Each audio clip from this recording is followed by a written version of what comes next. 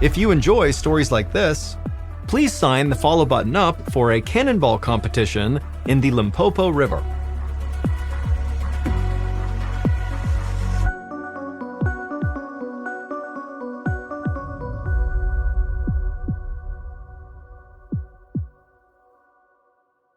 This week's story is called A Change in Fortune.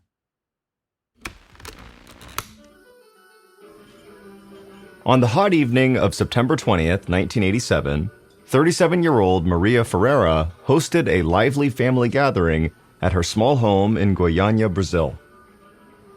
Goiania was a cosmopolitan city with nearly 1 million people. Gleaming skyscrapers and tropical fruit trees lined the wealthy downtown area.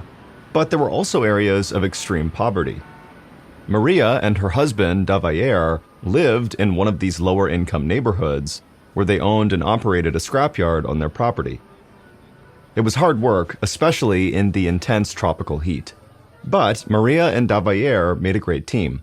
Maria liked to joke that even though Davayer was short and stocky, he always had his head in the clouds.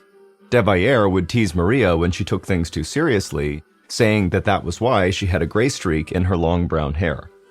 But on this night, Maria was totally relaxed.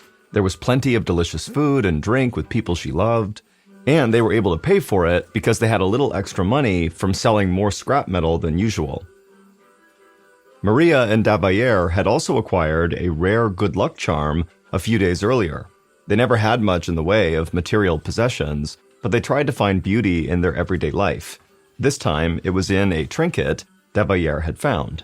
As they passed it around the table, she felt grateful for all the good fortune that had come their way. In the chair next to Maria, Davayer scooped a spoonful of black bean and pork stew onto his plate. He was listening to his brother, who was a bus driver, tell a story. He always had something funny to share from one of his routes. Davayer's other brother, Ivo, was there as well with his wife and their 6-year-old daughter, Lei Ji. The little girl's big brown eyes and joyful laugh filled Maria with love. Lei Ji was the closest thing she had had to a daughter since she didn't have any children of her own. It was the perfect night, and that called for a toast. Once everyone refilled their glasses, Maria raised hers in the air and thanked her family for coming. They all cheered and drank to the future. Later, after everyone left, Davayer went into the garage to finish up some work. As Maria washed coffee cups and put away plates, she could hear thunder in the distance. The next morning, on September 21st, Maria woke to the sound of rain pelting her tin rooftop. Goiania's rainy season normally ran from October to April, but this year it had started earlier than usual. As Maria climbed out of bed, she noticed that she didn't feel well. Her body was stiff and her stomach felt upset. She wrote off her discomfort to the previous night's festivities and tried to carry on with her day. But as time passed, Maria was starting to feel increasingly sick until finally, after a few hours, she started violently vomiting. Now, the pain in Maria's stomach was so bad that she decided she needed to see a doctor right away. She slowly got dressed and walked out to tell Davayer. Maria found him working in the scrapyard.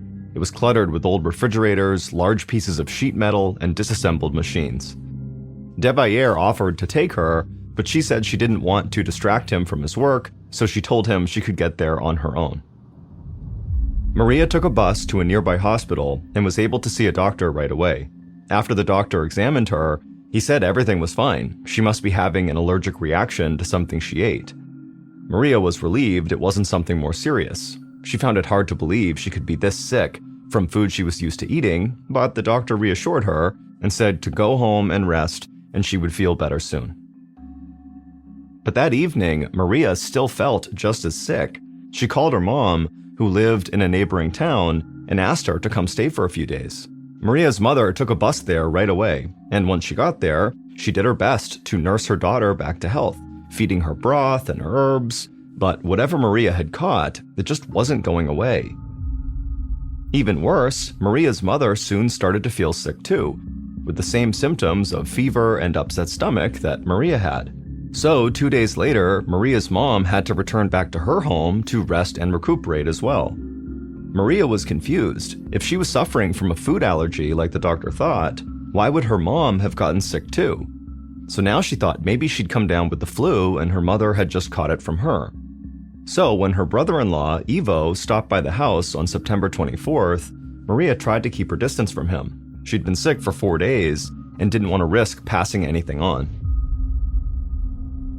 Ivo didn't stay long at Maria and Devaier's house, and soon he got back to his own home right in time for lunch. His wife had put out some egg sandwiches, and after Ivo and his wife had sat down to eat, they called in their daughter, Leiji, to come join them. But Leiji was having too much fun playing with her dolls, her glitter, and her coloring books. Finally, Leiji did abandon her toys and took her seat at the table with her parents. But just 10 minutes after eating, Leiji threw up. Then, later that afternoon, Ivo and his wife got sick too. At first, they thought it was the eggs they had for lunch, but Ivo soon realized this wasn't just a case of food poisoning. It seemed like almost everyone who had gone to the Ferreira household recently was getting sick. And by now, that included Devaier, who was feeling nauseous, as well as his mother, who had come by to visit. The list grew to include 2 of Devaier's brothers and a handful of their children. The sickness had even spread to several of the neighbors who had visited with Maria and Devaier. 2 of Devaier's scrapyard employees had also become ill, all in the span of a week.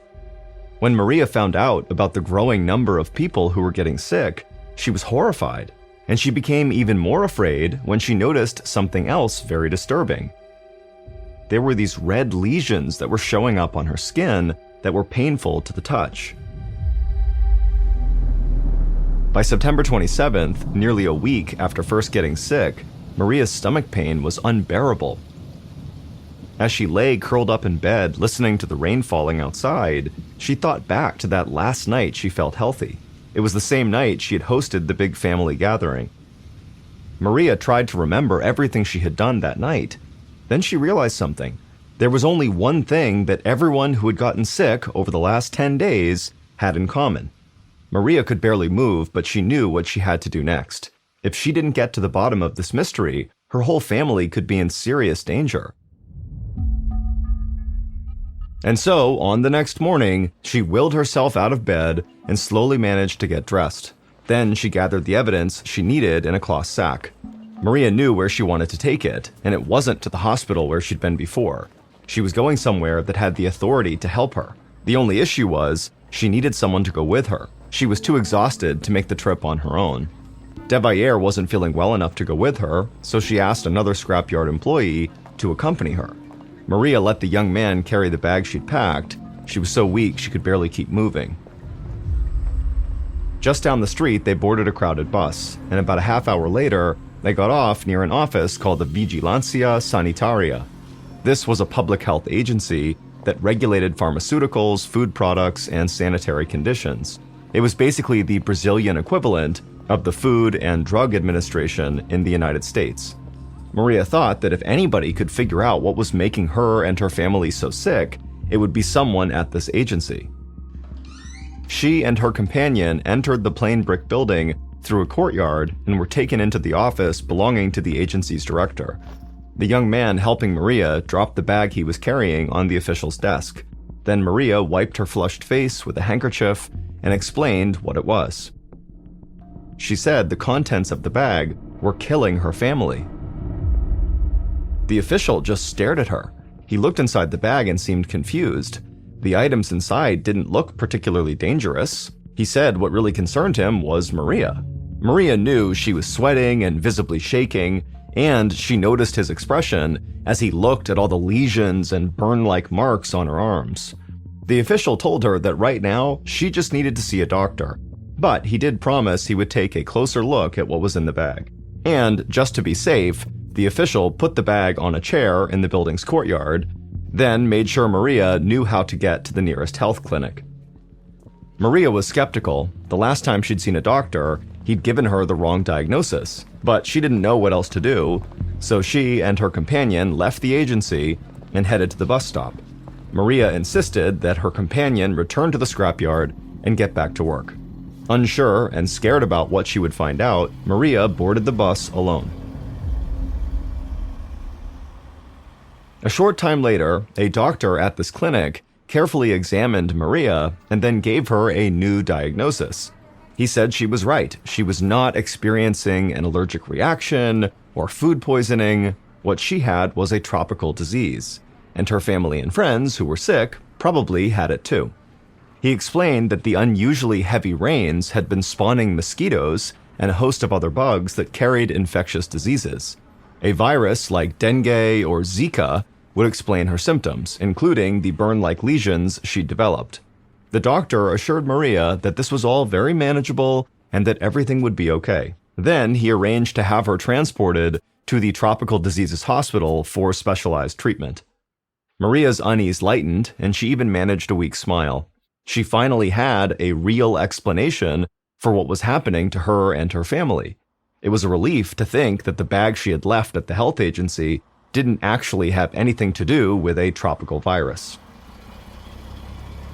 Less than an hour later, Maria arrived at the Tropical Diseases Hospital.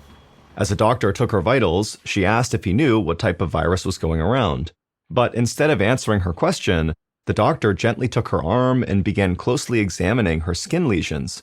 Then he called one of the nurses over to look at them. The nurse said she'd seen some other patients with similar burns in the last few days. Suddenly, the doctor's face turned serious, which made Maria extremely nervous. He continued to examine her, and then he stepped back. He explained that the doctor at the previous health clinic had been wrong too. Maria's symptoms did not line up with any kind of tropical disease he'd ever treated. In fact, this doctor was afraid Maria's symptoms were connected to another sickness entirely, and if he was even partially correct, they would need to move quickly. This could be a dangerous situation. The doctor asked her detailed questions about the past several days, and Maria shared everything she could remember. She could see the alarm spread across his face the more they talked. Maria felt a terrible wave of panic and nausea start to wash over her, and then she felt like she needed to tell him about the bag. So she explained that she had brought this bag and left it at the public health agency in hopes that they would analyze it. As soon as she said this, the doctor quickly excused himself and ran as fast as he could to the phone. He called a physician at the state's Department of the Environment. He tried to hide the rising panic in his voice as he explained the urgency of the situation and that action needed to be taken immediately. Both doctors agreed that the bag Maria brought to the public health office had to be examined as soon as possible to prevent the spread of what was making everyone sick. The doctor at the Department of the Environment knew a specialist named Walter Ferreira. Dr. Ferreira, who had no relation to Maria and her family, would be able to properly analyze the bag's contents. But because it was late in the evening, they wouldn't be able to contact him until the next day. Early the next morning, Dr. Ferreira was getting dressed when his phone rang. It was the doctor from the Department of the Environment calling. Dr. Ferreira paced anxiously as he learned what was going on. There was a huge crisis taking place in Goiania, and he needed to act quickly. He scribbled down the address to the public health office where the bag was, and then ran out the door and went to a nearby office to grab some equipment. He hoped his colleague at the Department of the Environment was wrong about everything, because if he wasn't, that meant thousands of lives were now in danger.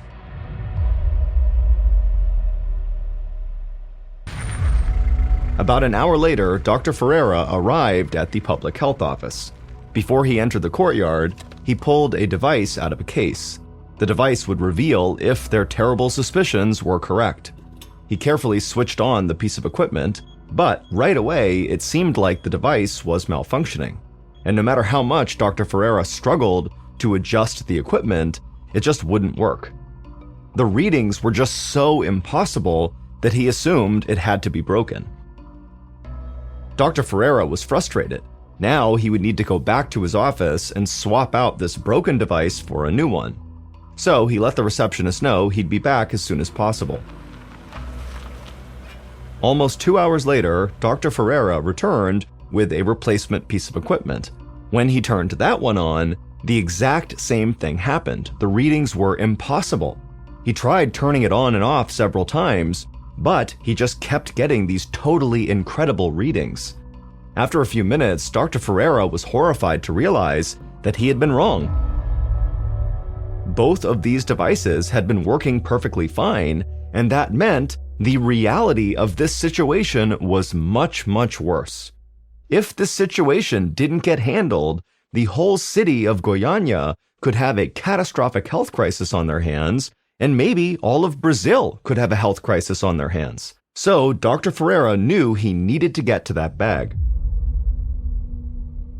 Dr. Ferreira ran inside the building and was met by the facility's director. Ferreira asked where this bag was, but the director explained that he had become concerned about the bag's contents, so he had called in the fire brigade for assistance. In fact, the firefighters were already there and were about to take the bag from the building's courtyard. Their plan was to dispose of it in a nearby stream.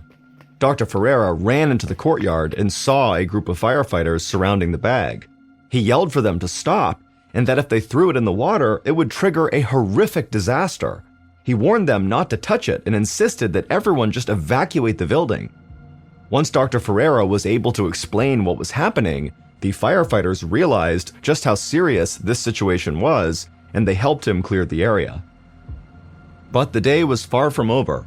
Dr. Ferreira knew he needed to track down Maria and speak to her about the contents of this bag. He located her at a hospital, but her condition had now worsened to the point where she was just too weak to even talk. But she was able to instruct Dr. Ferreira to just go to her family's junkyard, where he would find her husband, and he could answer any questions the doctor might have. It was noon by the time Dr. Ferreira and his colleague got to Maria and De Vallere's scrapyard. When they arrived, they saw De Valleire working next to his garage. Dr. Ferreira introduced himself and tried to shake De Valleire's hand, but De Valleire politely refused, and then he showed them the inside of his hand, and there was this huge open sore on his palm. Dr. Ferreira looked at it and then immediately shot a look of worry at his colleague. The doctor knew this type of wound on De Valleire's hand could only be caused by one thing, and it was the thing that Dr. Ferreira feared the most.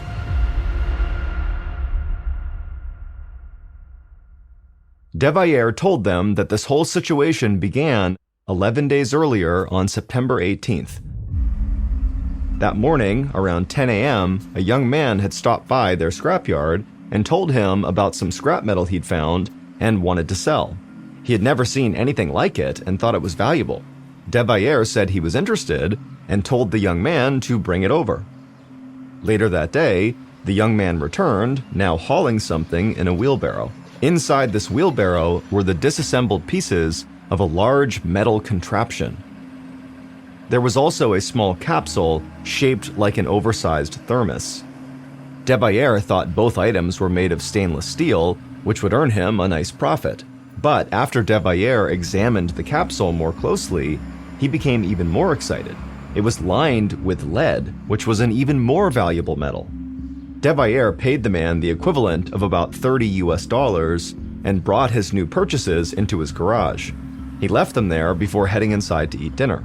Once he was done eating, he headed back to the garage to start extracting the lead. But when De Valleire opened back up the garage doors, he was amazed by what he now saw inside.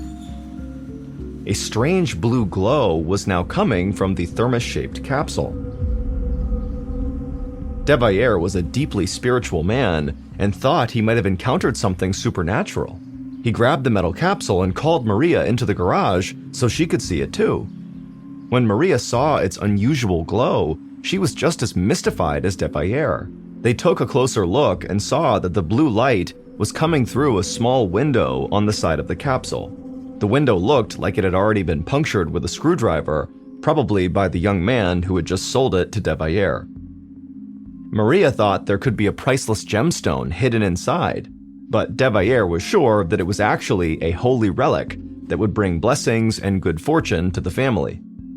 De Valleire was determined to continue examining this object. So he poked around the small opening with a screwdriver and removed what appeared to be several small pellets of a glittery bluish powder. The pellets were part of a slightly bigger pile that still sat deep inside the capsule. For all De Valleire knew, this luminous powder could be worth thousands of dollars. It could change their lives in a way they'd never imagined. As De Valleire told the doctors of this discovery, he remembered how special he felt handling the powder. and he wanted his whole family to experience it. This was the good luck charm they shared at their big family dinner. Over the next few days, Devayer shared his discovery with more family and friends and neighbors, and each time someone came over, he brought out the special glitter. Small groups of people gathered around the capsule and peered through the broken window to admire the glowing powder inside. Many touched the small pellets Devayer had extracted. Seeing how excited everyone was about the powder made Devayer determined to extract the rest of it from the capsule. So a friend came over and, using a screwdriver, helped him remove fragments from behind the glass window. Eventually, they did get it all out. The entire pile was small enough to fit in the palm of Devayer's hand. Once all the powder had been extracted, Devayer gave the capsule to 2 of his employees and asked them to melt it down for metal and sell it to a nearby scrapyard. Then he brought some of the powder to Maria, who in turn dusted it all over her pajamas and bed sheets. Devayer gave a grain-sized fragment to his brother, the bus driver, who rubbed it on his hands before heading into work. And on his shift as a bus driver, he came into contact with dozens of people. Another one of Devayer's brothers dipped his finger in the blue powder and traced a cross on his abdomen for divine protection. Maria's mother handled some of the powder while she was taking care of Maria, and then she too became ill. Around that same time, Devayer had given some fragments to his brother Ivo, and later, Ivo's daughter, Leiji, played with the glittery crystals and rubbed them all over her hands and arms. And then immediately after doing that, she had eaten her egg sandwich and become ill right away. Devayer also shared his good luck charm with several neighbors, who began having symptoms as well. After Maria had spent days wondering what might have caused so many people to get sick so quickly, she finally realized they all had one thing in common. They all had come in contact with this mysterious blue powder. So, on the morning of September 28th, 10 days after buying this capsule, Maria told Devayer she was taking what was left of the powder and the capsule to the local health agency to be analyzed. She placed these remnants in a large cloth bag, then she headed out with one of Devayer's employees to retrieve the parts of the capsule that had been sold to the other scrapyards. She managed to collect most of it. Those were also placed in the bag that Maria brought to the public health office. The story confirmed Dr. Ferreira's worst fears. He asked Devayer about the young man who first sold him the capsule and where he'd gotten it. Devayer said he wasn't sure, but he thought it might have come from some sort of abandoned facility that was located nearby. Dr. Ferreira turned to his colleague and saw that the other doctor's face had now gone white, because he knew exactly where that capsule had come from. It was a clinic that had closed 2 years earlier, a cancer treatment clinic. The capsule had come from a radiation therapy machine, and the magical blue powder that was inside wasn't from a precious gemstone. The powder was a highly radioactive material called cesium-137. When properly contained in the capsule, the powder's destructive capabilities could be used for focused cancer treatments, but without that protective shell, the powder became one of the most lethal substances on Earth. Maria and the others were not suffering from a tropical disease or any of the other things that doctors first thought. They were experiencing massive radiation poisoning, and the lesions they had developed were radiation burns. The handful of powder that Devayer found was enough to make more than 200 people extremely ill and place thousands more in danger. Dr. Ferreira knew all this because he was a medical physicist, and the tool he had tried to use outside of the public health agency was a radiation detector. He thought both detectors were broken because they were making so much noise and their readings were so high they were literally off the charts. But the detectors were correct. They were reading such high levels of radiation in the vicinity of where this bag was that contained the powder that the federal government would have to get involved. And now that Dr. Ferreira had confirmed just how serious the situation had become, he contacted Brazil's Nuclear Energy Commission. Within a matter of hours, they started testing thousands of Goiania's residents for radiation poisoning in the city's sports stadium.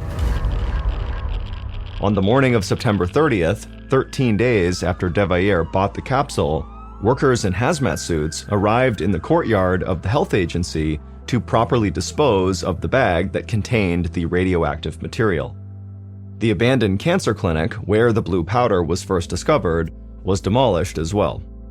On October 23rd, Maria Ferreira finally died. Her niece, Leiji, also died on the same day. They were each buried in special fiberglass, lead-lined coffins to prevent radiation from leaking out. By the end of the month, Devayer's 2 young employees also died as a result of the exposure they had received when they melted down the capsule for Devayer.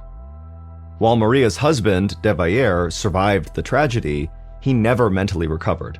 Devayer died in 1994, 7 years later.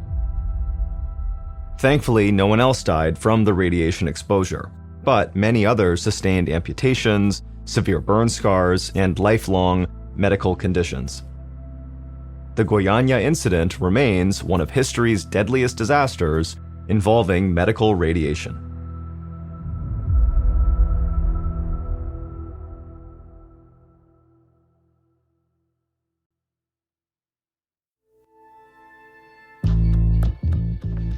From Ballen Studios and Wondery, this is Mr. Ballen's Medical Mysteries, hosted by me, Mr. Ballen. A quick reminder, the content in this episode is not intended to be a substitute for professional medical advice, diagnosis, or treatment. This episode was written by Lauren DeLille. Our editor is Heather Dundas. Sound design is by Matthew Chilelli. Coordinating producer is Sophia Martins. Our senior producer is Alex Benedon. Our associate producers and researchers are Sarah Vitak and Natalie Bettendorf. Fact-checking was done by Sheila Patterson. For Ballen Studios, our producer is Alyssa Tomaneng. Our head of production is Zach Levitt. Executive producers are myself, Mr. Ballen, and Nick Witters. For Wondery, senior managing producer is Ryan Lohr. Our head of sound is Marcelino Villapando. Our producer is Julie Magruder. Senior producers are Loredana Polivoda, Dave Schilling, and Matt Olmos. Our executive producers are Aaron O'Flaherty and Marshall Louie for Wondery.